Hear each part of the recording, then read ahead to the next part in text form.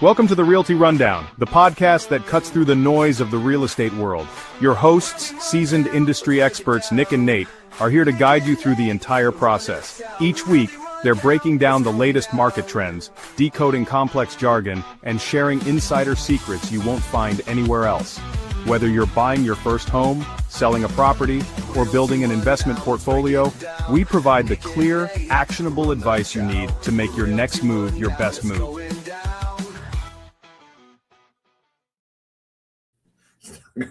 Welcome back to the Realty. I made the mistake of looking at your elf picture. Just started laughing. This is not the way that we try to start the show, but welcome back to the Realty Rundown from the Nick Wyse team at Remax Results. I'm Nick Wyse. And I'm Nathan Schwartz /Elf. And today, it's safe to say we're officially in Christmas mode. That's right, man. It is Christmas week, which, no surprise, is the slowest year in real estate, which we kind of like.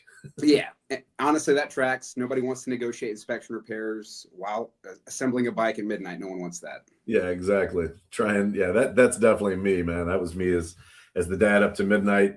It's like a 1 hour installation time or whatever. Not for me. It's more like 3 or 4 hours because I'm not handy. And so and then getting frustrated because I can't understand the instructions, and then it just goes from there. So that is why we don't buy anything from IKEA in this house. I'm not assembling it if we do. Well, we got to show people why I'm laughing like a goober when this thing started. Yes, it's good stuff. We took a picture of Nate and I and put it into 2 different AIs, and the Gemini one had me rolling. So I'm popping that up for the people right here. This is me as Santa Claus and Nate as an elf, which is amazing. That's the Gemini version. The Chat GPT one is almost worse because it looks nothing like Nate here, as you'll see. Some random dude. Some random guy. Same picture, same prompt. And then it's a very mirthy me. I'm looking like I'm about 75 years old. I was going to say, it looks like you, but definitely a couple decades down the road. Yeah. Let's hold off on this. So we're going to leave the Gemini one up here so I can keep looking at it and laughing every once in a while because I think it's amazing. Nate as a 6 foot tall elf. Oh, yeah. Good stuff. So our show today is a little different. Obviously, we're going to be talking about Christmas and real estate. How do those things match up with each other? So we kind of broke it into different segments that are going to be pretty unrelated. And we're just kind of going to go boom, boom, boom, right through them, get you guys some real estate Christmas information, and then get out of here so you guys can enjoy your Christmas week. That's right. So segment 1, as we mentioned, Christmas week is the slowest week of the year in real estate. And it's for some obvious reasons. Buyers are traveling, sellers are hosting family. Lenders are completely checked out mentally. They're gone. They don't want to work anymore either. Yeah. Housing just slows down. Yeah, but here's the interesting part. Anyone still looking at houses this week, they're definitely serious. Yeah. The tire kickers kind of moved to the wayside. If someone's touring homes on December 26th, they're probably not just browsing, they're buying. Yeah. And I kind of flipping the coin here a little bit, but some strange history of Christmas moves. I was surprised to hear this one. People actually used to move on Christmas Day. Yeah, isn't that crazy? So, I was doing a little research as, trying to figure out anything real estate related. And in the 1700s and 1800s, especially in Europe and early America, December 25th was a common lease renewal date. And so that was the move out date where people would move on Christmas. So Christmas morning was moving day. Yeah. So you're like celebrating your Christmas by hauling furniture through snow. And little ditty I wrote was peace on earth, goodwill toward men, and also don't ding the door frame with that couch. Yeah, and suddenly our modern day holiday stress doesn't feel so bad. Yeah, can you imagine trying to pack it all in? I mean, it seems like one of the wildest concepts ever. Yeah. But they picked a day, and that was a day. Everybody moved on Christmas, especially in Europe. That was not something I expected to find. No. We're also going to talk a little bit about Christmas decorations, getting a little bit more serious again. Okay. But when we think of classic Christmas decor, it actually ties directly to kind of the rise of middle-class home ownership, going back to the Victorian era, actually. Yeah, and that would make sense. When people owned homes, they wanted to show pride, warmth, and some stability. Yeah, so older homes typically had, mantles. They had symmetry with big front porches, and they really photographed their beautiful homes around Christmas time. Yeah. So any staging advice? Just keep it tasteful. If your home is for sale right now, you don't want to go overboard. Greenery, some lights, maybe a wreath. But if you're doing like a big inflatable Santa and it requires a generator, you've probably gone a little bit too far with the decoration. Yeah. So next segment here. So we got to talk about this one, the Home Alone house.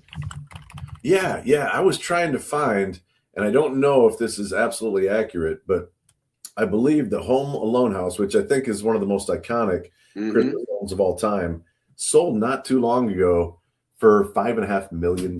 No way. I wonder what what the actual neighborhood, you know what I'm saying? Like what comps are actually selling for versus, because this one's so famous. I'm curious. Yeah, it definitely, and we'll talk about this. It's the pricing wasn't just the brick and mortar and the basement, right? Right. Yeah. So that house basically defines what people picture when they think of a Christmas home. That's for sure. Yeah, and I think it's because of that big cultural impact. The value has just grown way beyond normal market appreciation. So it's not just location for this home; it's nostalgia. Yeah, and movies shape expectations. They do. Yeah. So like the Christmas Story house, which is another amazing movie. Yep. That home was built in the 30s. And when that came out, it actually really elevated 30s styles homes.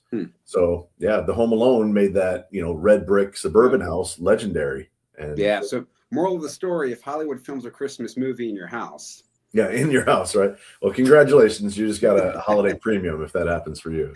Seriously. So move on to the next segment here, but let's hit some real facts real quick.